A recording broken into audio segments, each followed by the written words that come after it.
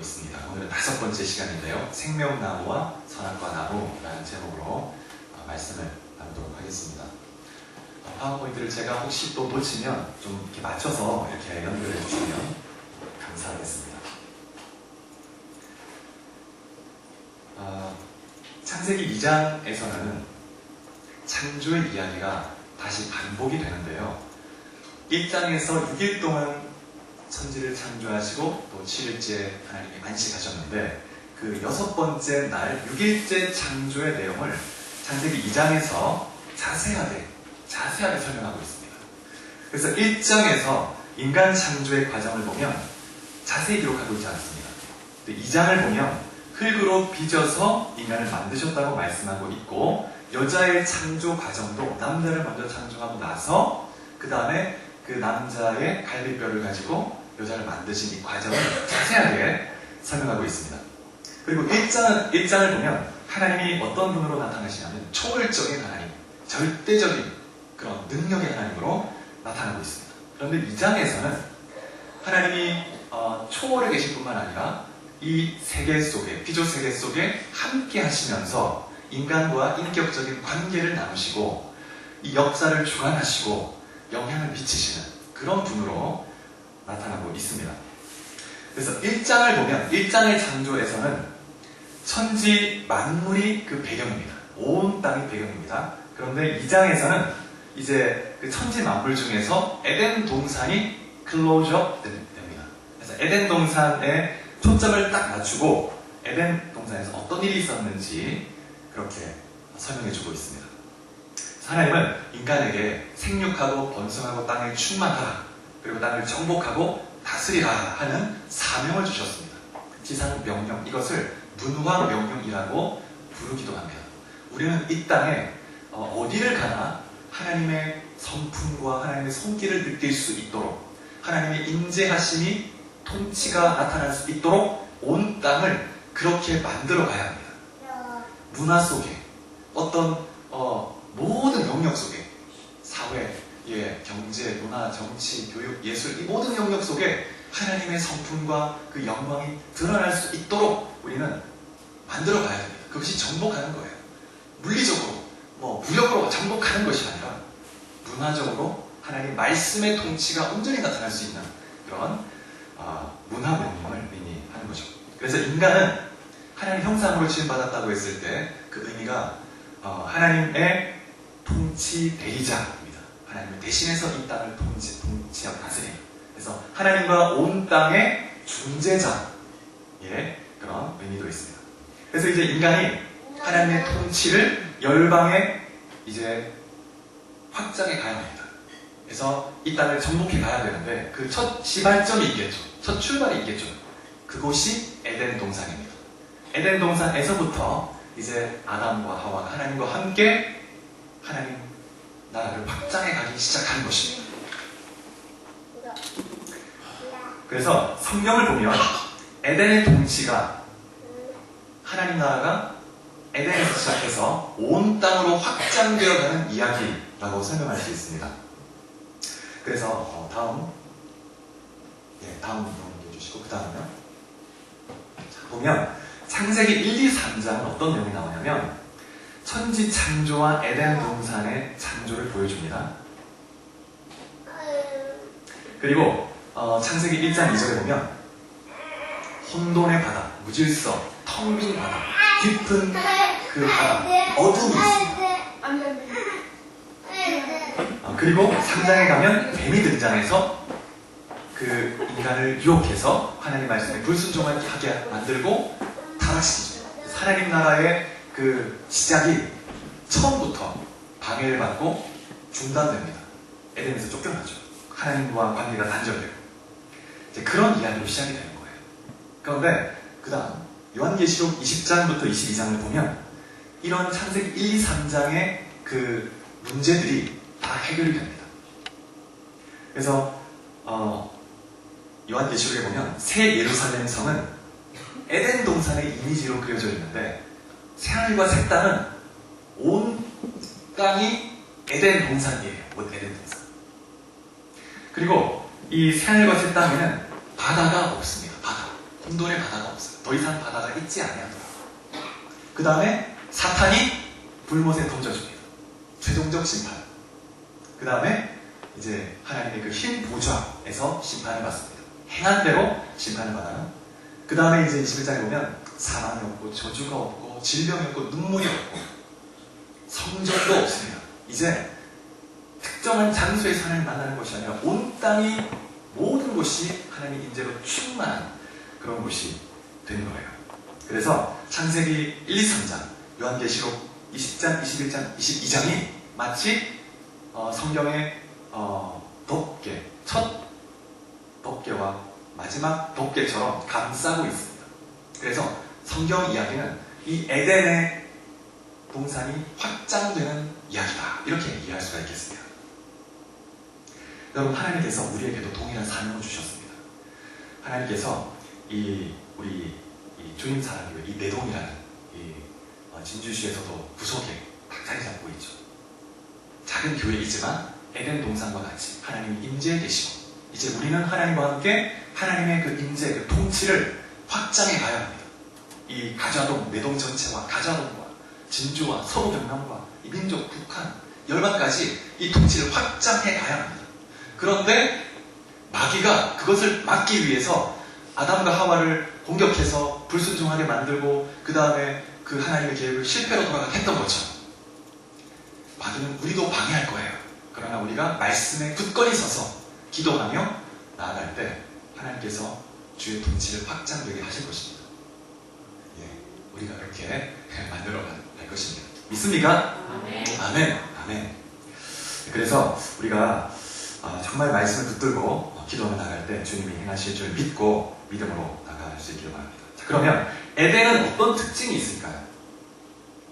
에덴 동산에 여러 가지 특징이 있는데 에덴 동산은 예수 그리스도의 십자가를 너무나 선명하게 잘 예표해 줍니다. 여러 가지 요소들이.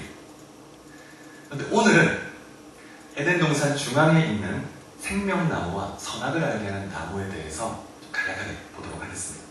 생명나무가 어떤 의미를 가질까요? 두부로 하나는 생명나무, 하나는 선악을 알게 하는 나무입니다.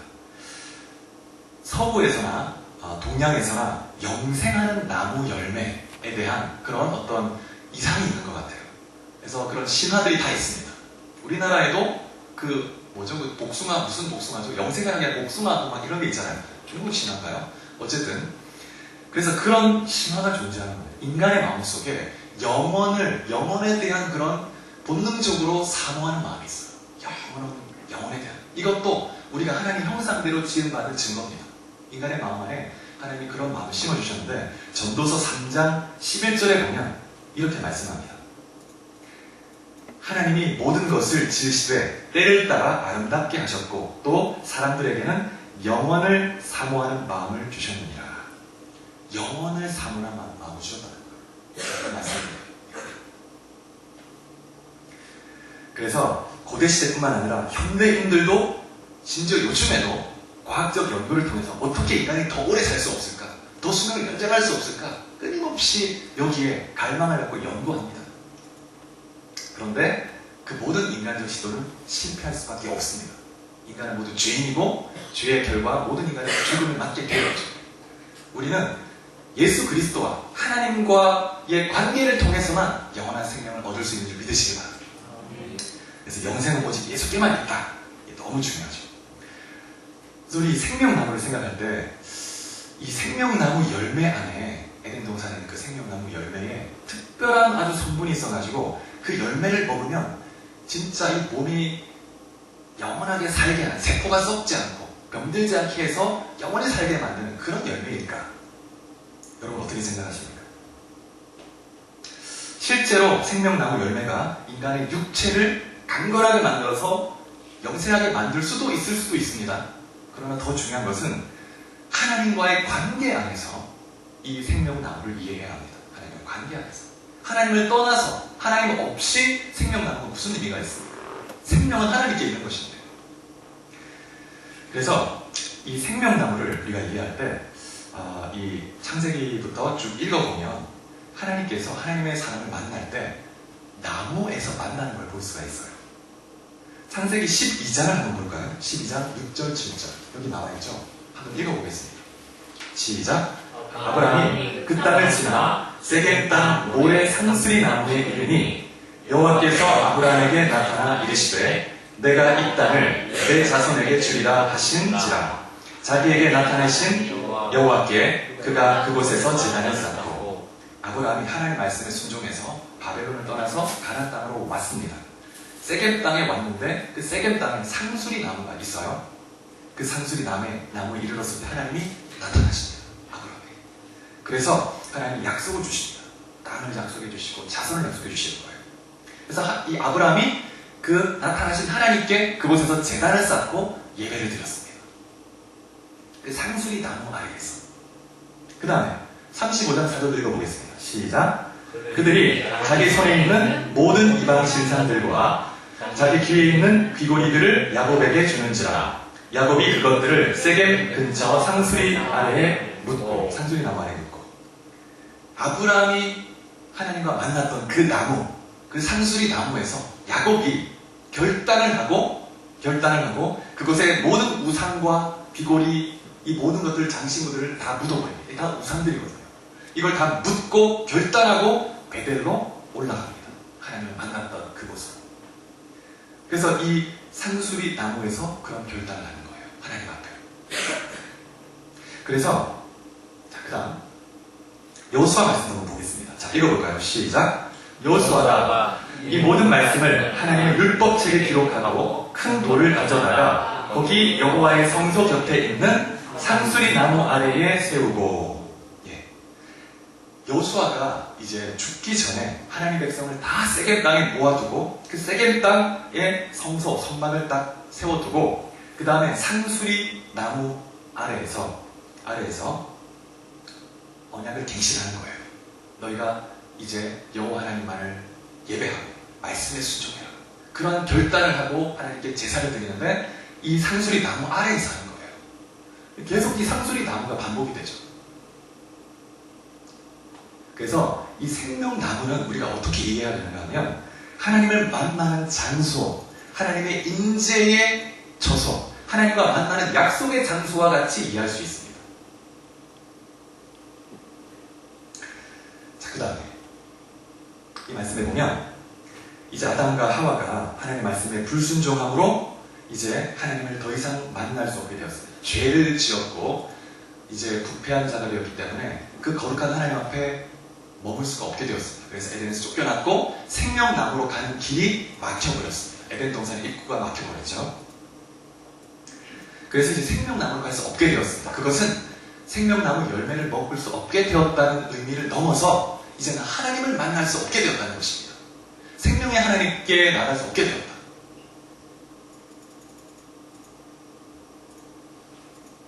자, 그 다음에 여러분, 요한복음 6장에 보면 같이 읽어볼까요?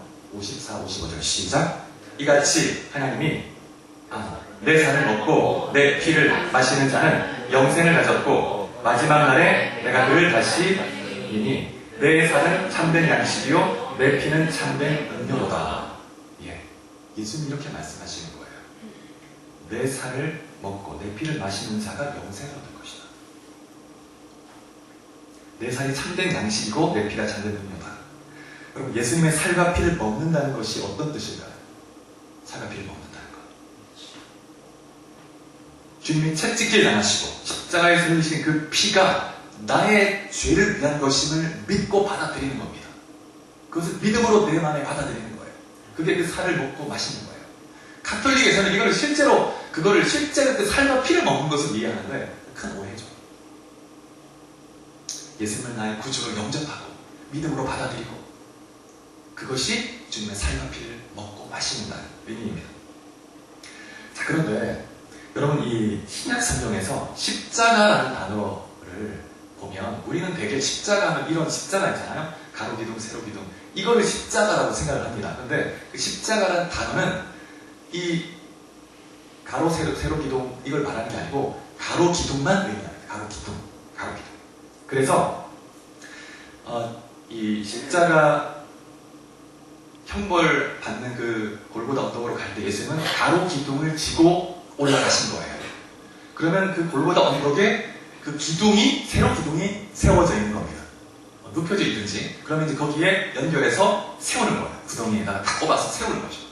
그렇게 하는 거예요. 처음부터 십자가를 끌고 가는 건 아니었어요. 그래서 가로 기둥을 들고 가는 거죠. 그래서 이제 그 촬영장에서 이제 이렇게 달려서 이제 죽으시는데, 그런데 그 처형장에 있는 그 기둥, 세로 기둥이 성경의 여러 학자들이 실제 나무였을 것이다 라고 주장하는 학자가 또 있어요. 근데 그것이 참 터무니없지 않습니다. 왜냐하면 그것을 뒷받침하는 성경 구절이 있기 때문이에요. 이 말씀을 한번 읽어볼까요? 사도행전 13장 29절 시작. 성경에 그를 가리켜 기록한 말씀을 다 응하게 한 것이라. 후에 나무에서 내려다가 무덤에 두었으나. 나무에서 내려서 무덤에 두었다고 했는데 이 나무가 실제 나무를 의미하는 그런 단어예요.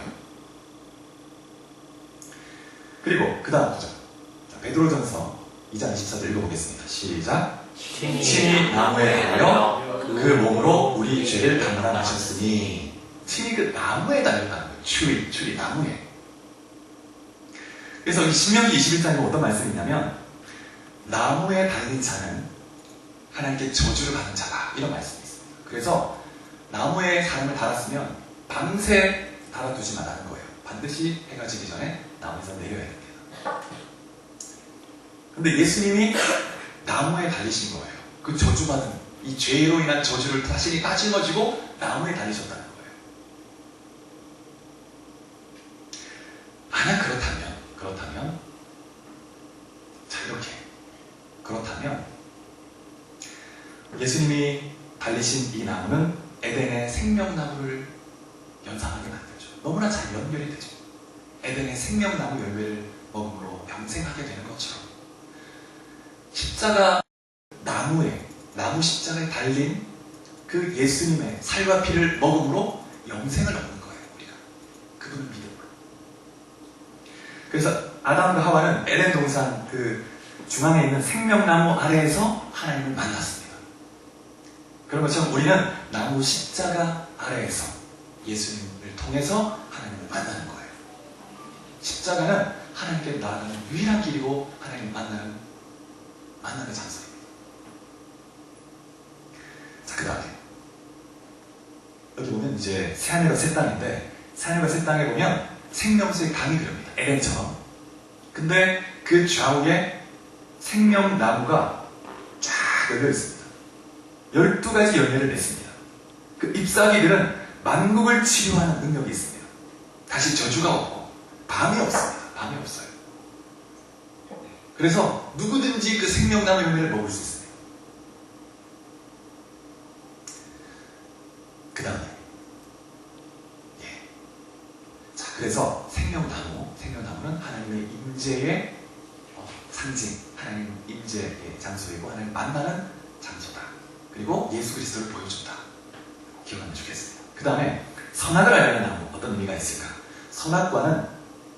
선악을 판단하는 기준이 하나님께 있다는 것을 인정하는 나무입니다. 선악을 판단하는 기준이 하나님께 있는 거예요. 내가 정하는 것이 아니고. 이게 너무 중요하죠. 그래서 선악과는 첫 번째 선택의 나무라고 할 수 있습니다. 선택의 나무. 자, 그 다음에 자, 말씀을 한번 읽어보겠습니다. 신명기 30장 19절 20절 읽어볼까요? 19절 20절 시작. 네가 오늘 하늘과 땅에 불러 너희에게 증거를 삼노라. 네가 생명과 사망과 복과 저주를 내 앞에 두었으니 너와 내 자손이 살기 위하여 생명을 택하고 내 하나님 여호와를 사랑하고 그의 말씀을 청종하며 또 그를 의지하라. 예. 그러면 생명과 장수와 번영이 있을 것이다 약속하셨습니다. 생명과 복과 사망과 화를 너의 앞에 두었으니까 너가 선택하라는 거예요. 선악을 알면 나무가 여기에 있다. 하나님이 진리, 하나님의 계명을 상징하는데 하나님의 말씀에 따라 살지 아니면 너가 원하는 뜻대로 살지 선택하라는 거예요. 선택의 나무, 자유의지의 나무다. 이렇게 말할 수 있습니다. 그래서 우리는 하나님의 말씀의 기준에 따라 살아가는 그런 하나님의 백성이죠. 선악을 알게 하는 나무는 하나님의 말씀과 하나님의 계명을 상징하는 것입니다. 그래서 하나님이 세워주신 경계선 안에서 하나님의 권위 아래에서 우리는 하나님의 생명과 복을 누릴 수 있습니다. 하나님의 경계선, 그 권위를 벗어날 때는 내 스스로 내가 책임지며 살겠다. 하나님 없어도 된다. 그러면 이제 생명 없이 살아가는 거예요. 자, 그 다음에 두 번째, 이 선악을 알게 하는 나무는 판결의 나무입니다. 판결의 나무, 판결의 나무. 말씀을 한번 읽어볼까요? 사사기 시작. 그는 에브라임 산지 라마와 베델사이 드보라의 종려나무 아래 거주하였고 이스라엘 자손은 그에게 나아가 재판을 받더라. 드보라가 종려나무 아래에 있었고 이스라엘 백성이 나와서 재판을 받았다는 거예요. 이 장면이 무화과 아저리, 선악을 알게 하는 나무의 의미를 잘 보여줍니다. 선악을 알게 하는 나무는 하나님의 기준, 하나님의 계명을 의미하죠. 그 아래에서 하나님의 말씀의 기준에 따라 선악을 분별하고 판결하고 재판하는 통치가 시작되는 것입니다. 여러분, 솔로몬이 통치 초기에 하나님께 구했던 것이 뭐냐면 바로 선악을 분별하는 마음, 선악을 분별하는 지혜였습니다. 하나님이 그 원하는 한 가지를 구해라고 했을 때 솔로몬이 그것을 구했죠. 부도, 명예도, 권력도 구한 것이 아니고 백성을 분별할 수 있는, 그 재판을 잘 할 수 있는 분별을 당하고, 나는 아이와 같은 자니까 이 많은 백성을 어떻게 재판할 수 있겠습니까? 그러니 선악을 분별하는 지혜를 주셔서 재판을 잘하고 잘 다스릴 수 있게 해달라. 하나님이 기뻐하셔서 지혜를 주셨죠. 그래서 선과 악을 구별하는 것은 구약 성경 안에서 왕이나 권위적 인물에게 주어지는 능력으로 정의적인 판결, 정의로운 판결을 위한 것입니다. 그래서 이 선악을 알게 하는 나무 아래에서 하나님의 말씀의 계명에 따라서 그 말씀의 기준에 따라서 땅을 통치하는 것입니다. 그래서 드보라도 종려나무 아래에서 이스라엘 자손을 재판하고 통치했다는 거예요. 선악을 딱 분별하고. 그래서 이 선악을 알게 하는 나무 열매를 그대로 보여주는 겁니다. 네, 그 다음에 자, 여러분 안에 생명나무가 있고 선악을 알게 하는 나무가 있습니다. 여러분 안에 성령께서 머물러 계신 줄 믿으시기 바랍니다. 주님이 임재해 계십니다. 주님이 여러분의 왕이십니다. 통치하고 다스리십니다. 그리고 선악을 알게 하는 나무, 하나님의 말씀이 여러분 안에 있습니다. 이 말씀의 기준에 따라 여러분은 살아야 되는 거죠. 그런데 선택할 수 있습니다. 여러분이 말씀을 따라 살 것인가, 내 기준을 따라 세상의 방법을 따라 살 것인가 선택할 수 있습니다. 여전히 선악을 알게 하는 나무가 우리 가까이 우리 안에 있다는 거예요. 그래서 하나님이 오늘 동일하게 우리에게 말씀하시는 것입니다. 생명과 복과 사망과 저주를 네 앞에 두었노니 너는 생명과 복을 선택하라. 그래서 하나님 말씀에 순종하며 하나님의 기준에 따라 우리가 살아갈 때 생명과 복을 누리고, 그리고 하나님의 그 은혜와 그 통치가 점점 확장이 되는 거예요. 나의 삶에서, 내 직장으로, 내 가정에, 또 내 이웃에 점점 확장이 되어가는 것입니다. 그래서 우리 주님사랑교회가 진주와 서구 경남뿐만 아니라 이 민족 열방 끝까지 하나님의 통치를 계속 확장해가는 그런 사명을 잘 감당하는 우리 교회가 될 수 있기를 주님으로 축복합니다.